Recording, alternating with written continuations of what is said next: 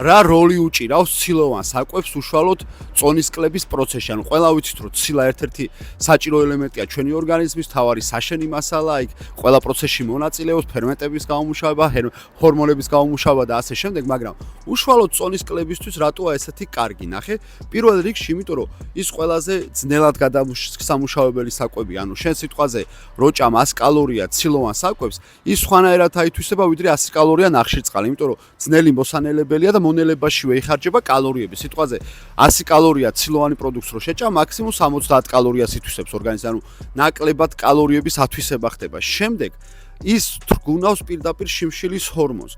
მადის კონტროლზე კარგად მოქმედებს, ამიტომ ძალიან მაგარია და პლუს კანს და კუნთურ მასას ყვებავს და ის გახდომის პროცესში უფრო ლამაზი ფორმები გექნება, მადაც უფრო ნაკლები გექნება და რაც თავარია, კარგად რო შეივსება შენი ორგანიზმი, ჯანმრთელ შედეგს მიიღებ. ამიტომ ცილოვანი საკვები გახსოვდეს არის საგანძური, განსაკუთრებით წონის კლების პროცესში.